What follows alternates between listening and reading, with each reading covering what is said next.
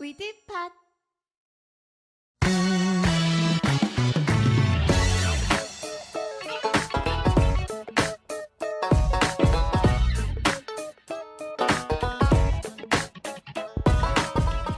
김광진, 정주식의 시사정비서.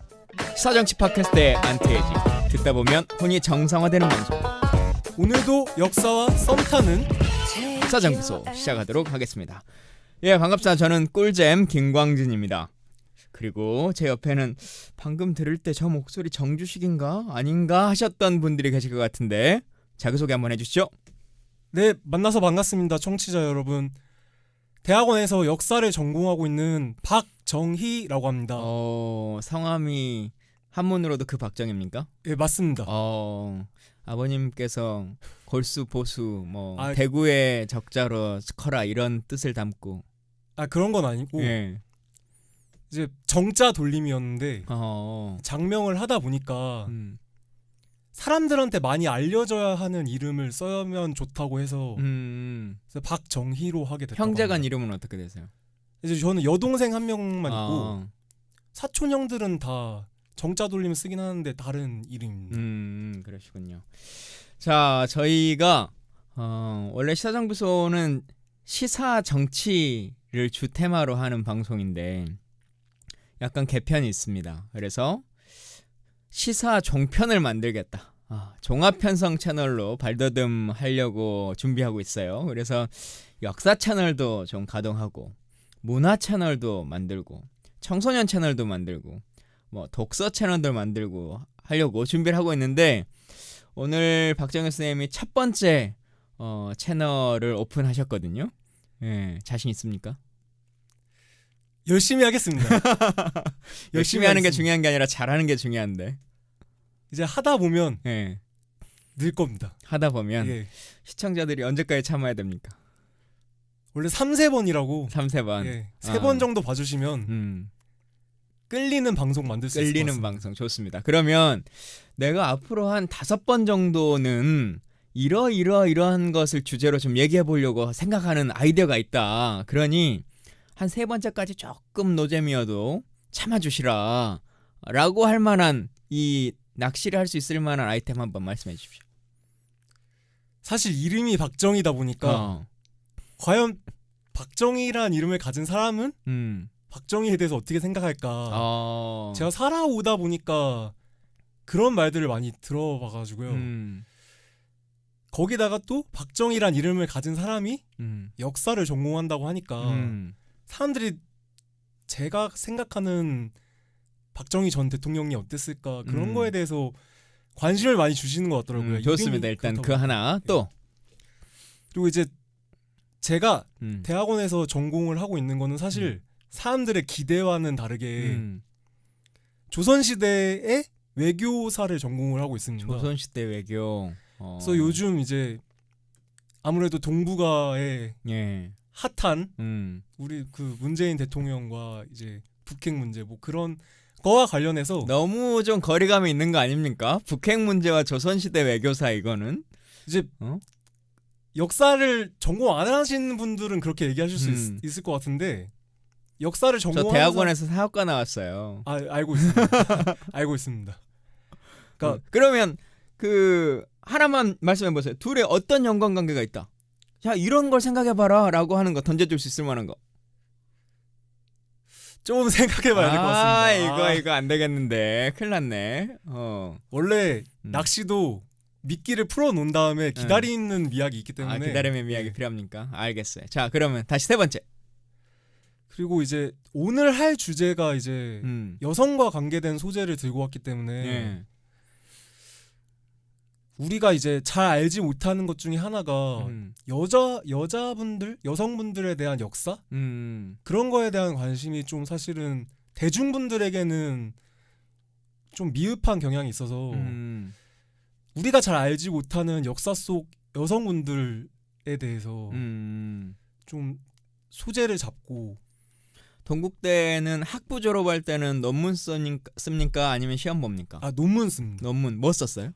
저는 그 석사 과정과 연계하는 학생이었어서 석사 논문을 무조건 쓰기 때문에 학부 논문을 학부 논문은 그럼 학부 졸업고사는 뭐로 본 거예요? 없었습니다. 그냥 통과시켜 주는 예. 거예요?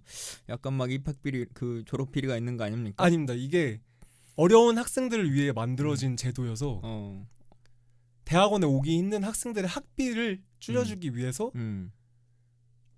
학사랑 석사랑 연계하는 과정을 만들어놨고 대신 제가 석사 수료를 하고 논문을 안 쓰면은 다시 학부생으로 돌아가야 합니다. 아하, 예.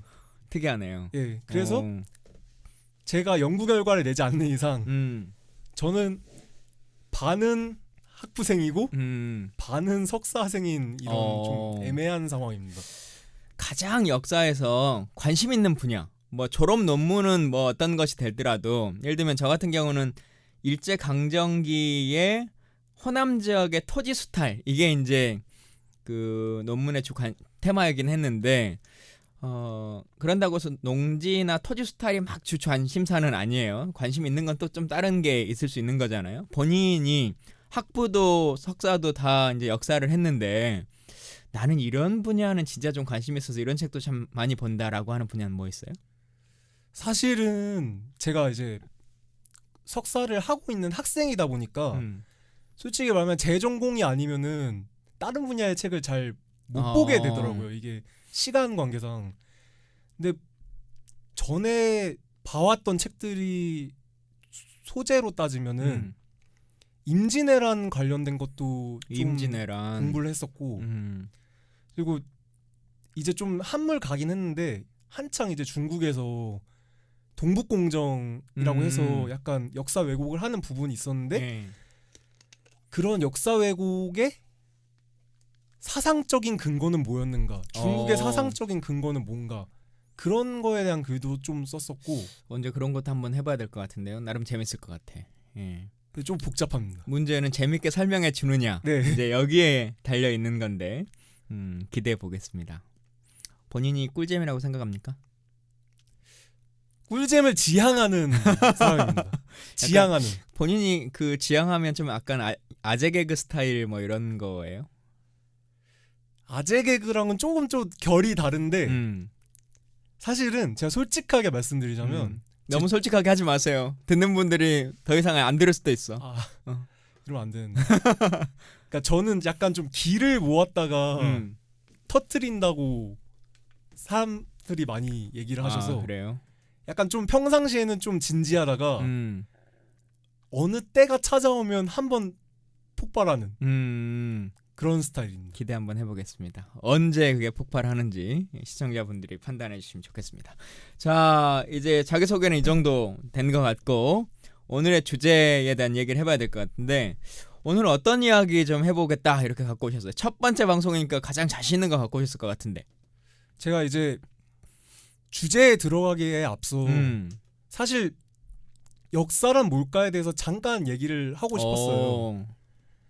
아직 물론 이제 저도 공부를 하고 있는 사람이지만 대중분들이 이렇게 좀 역사에 대해서 그거 외우는 과목 아니야? 약간 그런 따분하다 그런 뉘앙스를 갖고 계신 것 같아서. 자, 그러면 왜 이 역사 팟캐스트를 들어야 하는지 설명해 주세요. 일단 역사는 간단하게 정의를 내리자면 맞고 틀리다는 없다라는 게 핵심인 것 같습니다. 이거는 맞아, 이건 아니야, 저 사람은 나빠, 착해, 이런 식으로 단답형으로 떨어질 수 있는 게 아니고 어떤 사람은 그 사람 좀 성격 쿨해, 어떤 사람은 뭐 나이스해, 약간 표현도 달라지고 느낌도 달라지고 생각도 달라지고 그런 거를 이제 역사라고 하면 될 것 같고. 역사는 사실학이 아니고 해석학이다. 네. 오케이, 그다음. 그리고 제가 이렇게 뭐 고정이 될지 안 될지는 모르겠지만 제가 해석하는 게 또 맞다고 생각하시면 안 되고 청취자분들께서 하시는 게 또 틀리다고 생각하시면 안 된다는 걸 꼭 좀 말씀드리고 싶었습니다. 오케이, 그렇고 또 이 팟캐스트를 들으면 어떤 효용이 있을 것 같아요? 일단 제가 이제 컨셉을 잡고 온 거는 교과서가 알려주지 않는 우리 역사 이야기라는 컨셉을 잡았습니다. 오. 그래서 이제 청취자분들은 이제 교과서 외적인 역사에 대해서 잘 모르시거나 예. 혹은 이제 사극 같은 걸 보시고 아 그거 사실 아니냐 이렇게 생각하실 수 있는데 예. 제가 되도록이면은 다양한 해석들을 여러분들께 소개를 해드리면서 역사라는 게 되게 다양하게 해석될 수 있구나 그런 걸 좀 알려드리고 싶었습니다. 좋습니다. 과연 그 교과서에 나오지 않는 역사 이야기 얼마나 잘 해주실지, 그리고 역사라고 하는 게 암기 과목이 아니고 잘 해석하는 거다라고 하셨는데 기대해 보면서, 그래서 첫 번째 주제 뭡니까? 아 그 전에 이제 제가 계속 그 전에가 있어요. 예. 마지막으로 그냥 아 역사를 이렇게 다르게 보는구나에 대한 예시를 하나 준비를 했었는데요. 예. 그 뭐 예전에 이제 국정 교과서 문제 때 국정 교과서를 이제 찬성하시는 분들이 얘기하시는 게 예. 아니 조선왕조 실록도 하나인데 왜 우리 교과서가 여러 개여야 되냐? 뭐 정사는 하나만 있으면 충분하다. 예. 그런 식의 근거를 대시는 분들이 계시더라고요. 근데 이제 여러분들께 꼭 알려드리고 싶었던 게 조선왕조 실록도 하나가 아닌 게 있다라는 거. 그러니까 기록하는 사람에 따라서 조선왕조 실록이 두 개인 경우가 있습니다. 예. 그리고 내용도 판이하게 다른데 저희가 이제 매일 보는 5,000원짜리 지폐 이희 선생님이 계시잖아요. 예. 율곡이. 근데 조선왕조 실록의 이희에 대해서 어떻게 기록이 되어 있을까?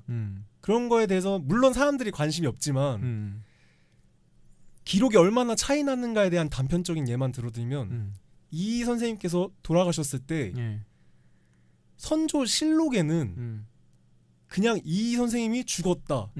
딱 이 문장만 기록이 되어 있습니다. 아무것도 기록이 안 돼 있고. 예. 근데 선조 수정실록이라는 게 있습니다. 이제 선조 실록을 수정했다고 해서 이제 선조 수정실록인데 거기에 보면 이희 선생님이 죽었는데 어떤 일을 해왔고 무슨 일화가 있었는지 그런 게 아주 자세하게 설명이 되어 있습니다. 그게 왜 차이가 생겼냐면은 당파 싸움 때문에 어떤 당이 편찬자가 되느냐에 따라서 그 사람 마음대로 이제 좀 기록을 했다라고 좀 과장되게는 얘기를 할 수 있을 것 같습니다. 예. 그래서 이 선생님을 마음에 안 들어했던 상대 당파에서는 기록을 축소하고 이 선생님과 같은 당파였던 사람들이 만든 선조 수정실록에서는 이제 자세히 기록을 했던 거죠. 예. 그만큼 역사가 해석이 다양하구나. 기록하는 사람에 따라서 다양하게 해석이 되는구나. 이 점을 꼭 강조해드리고 싶었습니다. 근데 그래도 둘 중에 하나는 정본일 거 아니에요. 둘 다 정본입니다. 둘 다 정본이에요. 둘 다 정본입니다. 그러면 수정실록이 있는 왕이 여러 명 있습니까? 이제 지금 적혀 있는 거는 헌종실록 그리고 헌종개수실록이라고 또 수정이 아니라 개수했다 해서 개수실록. 그리고 숙종실록 같은 경우는 한 권인데 편찬자가 계속 바뀌었습니다. 중간중간에. 그러다 보니까 숙종실록 보궐정우라는 걸 또 만들어서 보완을 해주겠다. 그런 책이 있었고, 그리고 경종실록과 경종수정실록 지금까지 얘기한 책들이 두 권 있는 경우입니다. 예. 그렇군요. 참 사실 우리 조선왕조 실록이라고 하는 거 이름은 많이 들어봤지 실제 원문으로 막 읽거나 그런 경우들은 잘 없긴 한데 하나하나의 재밌는 이야기들도 더 다뤄봤으면 좋겠다 생각이 들기도 합니다. 자, 이제 진짜로 들어가도 되죠. 아직도 남아 있습니까? 그리고 이제 네, 그리고 청취자분들께 한 가지 부탁드리고 싶은 건 혹여나 궁금하신 역사나 소재가 있으시다면 뭐 댓글이라도 남겨주시면 제가 꼭 공부를 해서 청취자 여러분들께 소개를 해보도록 하겠습니다. 알겠습니다. 예, 기대해 보도록 하고, 자 오늘은 아까 여성에 대한 이야기를 하고 싶다 이렇게 말씀하셨는데 조선시대의 여성 이야기 뭐가 있을까요? 심사인담? 아니면 뭐 어떤? 이제 최근에 여성에 대한 관심이 좀 늘어나면서 뭐 여성과 관련된 인물 책들도 좀 많이 나왔고 예. 그리고 뭐 이제 궁녀, 왕비 그런 분들에 관한 기록들도 많이 나왔고 예. 그럼에도 불구하고 역사 책이라는 것 자체는 남자가 쓴 책들이다 보니까 사실 여성분들에 대한 기록이 많이 없는 게 현실입니다. 기본적으로 뭐 왕의 기록이니까 네. 왕사를 중심으로 하다 보니 뭐 그렇게 되는 거겠죠? 자연스럽게. 네. 그래서 이제 오늘 제가 가져온 주제가 진짜 한스러운 역사지만 교과서에는 이걸 적나라하게 학생들에게 밝힐 수 없는 그런 거를 제가 오늘 가져왔습니다. 아까 처음에 얘기할 때 국정교과서 이런 얘기 하셨잖아요. 네. 뭐 교과서라고 하는 것에 예를 들면 부끄러운 역사, 적나라하게 말할 수 없는 역사, 이런 걸 다 기록해야 할까? 교과서에. 아니면 지금처럼 그냥 담지 않는 게 더 옳은 일일까? 어떻게 생각하세요? 저는 솔직히 말하면은 기록을 해야 된다고 생각합니다. 그리고 사실은 부끄러운 역사라는 거는 없다. 왜냐하면 지금 현대인들 입장에서는 아 그거 부끄러워라고 할 수 있지만 당대에 과거에 살았던 사람들 눈에 봤을 때는 그거는 당연한 일이었고 해야 됐던 일이었고 예. 그런 경우가 많습니다. 현대인들의 눈으로 보니까 아 그거 부끄러워 이렇게 되는 것 같고 부끄러운 역사를 적어야 되는 결정적인 이유는 교훈이 될 수 있기 때문에 거울이 될 수 있기 때문에 저는 솔직히 배워야 한다라고 생각합니다. 이제 빨리 주제로 안 들어가면 시청자들이 더 이상 안 들을 것 같아요. 예. 자 이제 진짜 주제. 오늘 주제 공녀라고 하는 이름으로 지금 저희한테 주셨는데 네. 공녀. 그 흔히 말하는 명나라나 뭐 청나라나 이런 데다 공녀로 바치는 그 여성분들 그 얘기 하려고 갖고 오신 거예요? 예, 주제로? 맞습니다. 교과서가 알려주지 않는 어떤 이야기가 있습니까? 일단은 먼저 교과서에서 공녀를 다루고 있는지를 좀 제가 살펴봤습니다. 예. 많은 책을 살펴본 건 아니고 제가 이제 2권의 고등학교 한국사 책을 찾아봤는데 한 줄 정도로 공녀에 대해서 요약이 돼 있었습니다. 한 출판사에서는 이제 공녀가 원나라 때 처음 시행이 됐는데 예. 이렇게 적혀 있습니다. 원은 고려에 공녀와 환관을 비롯한 금, 은, 매, 인삼, 매 등을 요구하였다. 이게 다입니다. 오케이. 다른 출판사도 마찬가지입니다. 원은 공녀와 환관을 뽑아갔으며 금은 매, 배, 인삼, 약재 등을 특산품으로 거두어 갔다. 이게 이제 공녀에 대한 기록의 전부입니다. 우리 그 광해라고 하는 영화 보면 나오잖아요. 그 뭐 말 매피를 주라고 하고 뭐 궁녀 몇만을 주라고 하고 뭐 이거 얘기하는 거. 거기에서 주라고 요구하는 게 청나라인가요? 명나라인가요? 이제 처음에 원나라에서 요구가 됐고 교과서에서는 원나라 때까지만 기록이 되어 있습니다. 근데 사실은 그 이후에 명나라에서도 공녀를 요구했고 청나라에서도 초반에는 요구를 했었습니다. 많이 갔던 건 아니고. 근데 내 백성을 다 그렇게 할 수가 없다라고 해가지고 막 분노하는 이병헌 씨 막 대사도 나오고 막 그러잖아요. 네. 아까 역사상으로 보면 그 당시에는 별로 부끄러운 일이 아니고 자연스러운 일이다라고 했는데 그때의 사람들은 이 공녀라고 하는 걸 어떻게 생각했을까요? 사실 이게 지금 어폐가 생길 수 있는데 그때 당시 사람들도 부끄러워는 했는데 지배층들은 그게 외교의 어떤 끈으로서 어쩔 수 없는 수단으로서 사용했기 때문에 사실 지배층들은 뭐 당연시하게 생각했고 이제 공녀로 끌려가는 사람들은 사실 어려워했죠. 그때 공녀를 징발했던 고려 시대의 사회 모습 이걸 좀 뭐 기록에 나와 있는 게 있습니까? 아주 적나라하게 기록이 되어 있습니다. 제가 찾아봤는데 예. 그 고려사 열전 신화편에 이곡이라는 사람이 있었습니다. 예.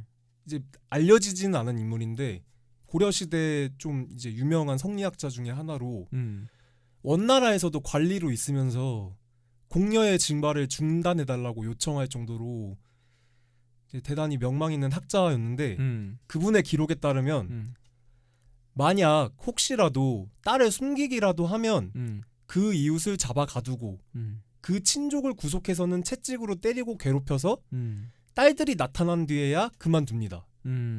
라고 기록이 되어 있고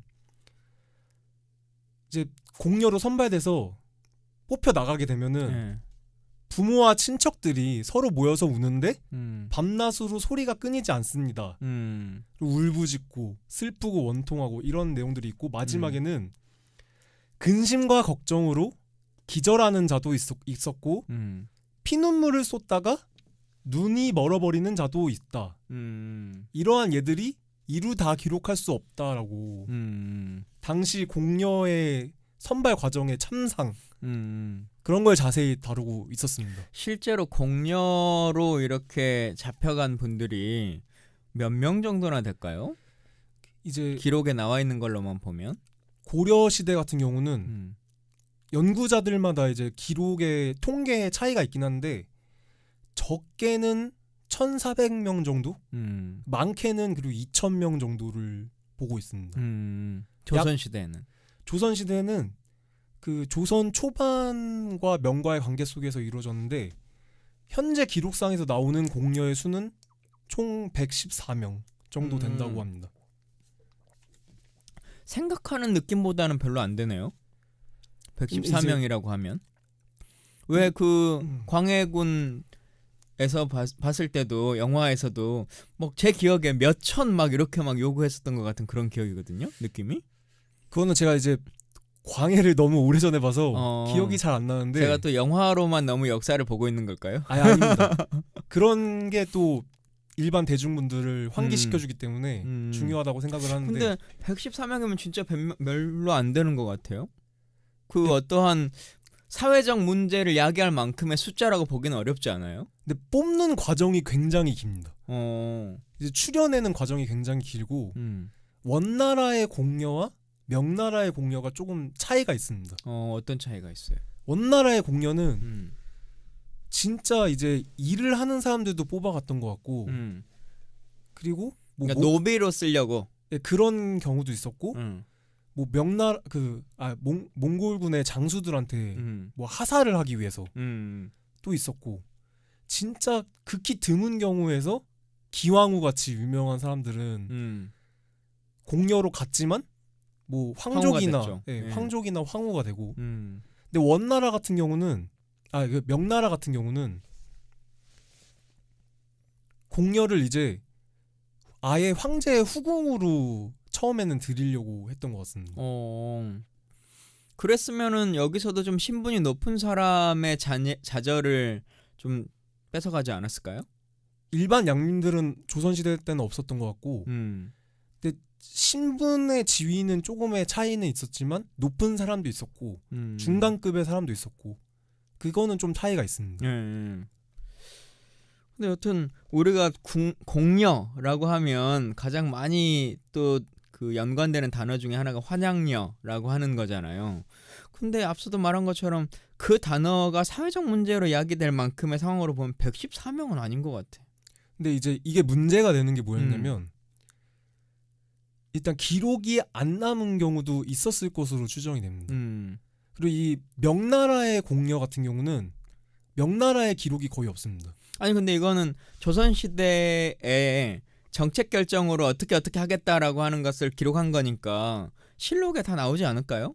다른 어떤 사적 관계로서 교류가 있었던 거나 교역이 아니라 국가가 행한 어떤 행위니까 기록은 기록이 다 있을 것 같은데 거의 다 남아 있을 것 같긴 한데 그 명나라 황제가 몰래 바치라고 요구를 하는 경우가 있어서 뭐 그런 기록들을 추정을 해보면은 더 있을 수 수도 있겠다라고 음. 저는 생각을 합니다. 음. 그러나 실제 기록에서는 일단 없으니까. 일단 114명 정도가 정설로 지금 그 쓰고 네. 있다는 거죠. 네. 오케이. 자, 그래서 이 분들의 이야기를 가지고 어떤 얘기를 좀 해보고 싶은 거예요? 이제 저희에게 들려주고 싶은 이야기는. 우리가 공녀하면은 딱 떠오르는 사람이 음. 기왕후밖에 없는 것 같아서. 그리고 공녀에 대한 이미지가 우리들의 뇌리 속에서 너무 부정적으로 인식이 되고 있고, 물론 실제로도 그렇지만 다른 해석이 있다라는 걸 또 알려드리고 어떤 싶어서. 해석이 있어요? 일단 공녀가 가는 거를 연구자들은 이게 좀 냉혈한으로 해석을 한 걸 수도 있는데, 공녀 때문에 문화 교류가 이루어졌다라고 하는 해석을 여러 연구자분들이 하시더라고요. 그분들은 가서 돌아오는 게 아니잖아요. 그냥 그 나라에 어찌 보면 뺏겨버린 거 아니에요? 이제 그분들은 그 나라에 뺏겨버린 건 맞는데, 그분들이 그렇다고 해서 뭐 고려나 조선에서 살았던 생활 양식이나 몸에 배어 있는 뭐 어떤 행동, 그리고 뭐 옷차림 이런 것까지 다 버린 건 아니었기 때문에 그런 것적으로 문화 교류가 이루어졌다고 합니다. 우리 문화를 좀 전파했다. 네. 쉽게 말하면. 근데 뭐 기왕후처럼 진짜 거기 가서 황후 정도가 되거나 진짜 고위 신분과 관련했을 때는 그러겠지만, 대부분은 이게 공납처럼 이렇게 받쳐진 거니까 별로 높은 신분이 아니었을 텐데, 우리의 뭐 고급스러운 옷이나 이런 것들을 향유할 수 있을 만한 수준이 됐을까요? 그냥 거기 가서 진짜 좀 힘들게만 살았을 것 같은 느낌인데. 물론 대체적으로 힘들게 살았는데, 그 처음에 공녀가 받쳐진 고려와 원나라 이제 몽골 사이에서 뭔가 미묘한 그런 문화 융합? 그런 게 이루어졌던 것 같습니다. 그런 예를 들자면 어떤? 그러니까 우리가 이제 자주 마시는 소주. 그게 이제 원간섭기 때 들어온 거거든요. 아, 우리나라로. 네. 뭐 그런 게 들어오게 되는데, 그 당시에 이제 몽골에서 들어온 문화를 이제 몽골풍이라고 했습니다. 고려에서는. 근데 반대로 고려의 문화가 원나라에 들어갔던 걸 고려양이라고 했는데요. 고려양. 이 고려양의 전파자들 중에 중심이 됐던 사람들 중에 하나가 공녀였다. 그렇게 연구자들은 해석을 하고 있었습니다. 또 그리고 이제 고려양에서 얘기를 하는 게, 우리나라의 의복 같은 거를 몽골인들이 많이 즐겨 입었었다고 합니다. 그런 사실도 있고, 유밀과라고 해서 약간 이제 약과인데 꽈배기처럼 네. 꽈지는 거. 꿀 같은 걸 바른 그런 음식들을 몽골 사람들이 실제로 좋아했고, 이게 나중에 계속 남아서 청나라 때까지 가면은 상층 신분에 있던 사람들이 자주 즐겨 먹었다고 합니다. 이걸 계속 남아서. 그리고 이거는 이제 생김새가 전혀 남겨져 있지 않아서 정확한 생김새를 알 수는 없는데, 중국 만두가 있었고 고려에는 또 고려 만두라는 게 있었다고 합니다. 이 고려 만두를 또 중국에서 즐겨 먹기 시작한 게 공녀들이 가서 했을 때부터다라고 하는 이야기들이 예로 들고 있습니다. 음식이라고 하는 게 뭐 이제 그 교류가 있다 보면은 그 나라에 좀 자생화되기도 하고 전파하기도 하고, 우리 뭐 탕수육이라고 하는 것도 중국의 꿔바로우가 원래는 러시아 사람들이 와가지고 먹기 시작한 것으로 시작했는데 이제 중국 음식처럼 됐다, 뭐 이렇게 하는 거잖아요. 네. 뭐 이제 그런 것도 있을 것 같긴 한데, 근데 들으면서도 계속 생각이 드는 게, 뭐 청나라든 원나라든 명나라든 상층부의 교류들이 뭐 그 신사 등을 통해서 많이 있었으니까, 그런 교류나 뭐 인문학자들 뭐 이런 분들이 교류하는 것으로 전해지는 문화가 훨씬 더 높았지, 공녀를 통한 문화 교류의 효과나 그 전파성이라고 하는 것을 말하기에는 좀 그 떨어지지 않을까요? 저도 사실은 2부에서 이어집니다.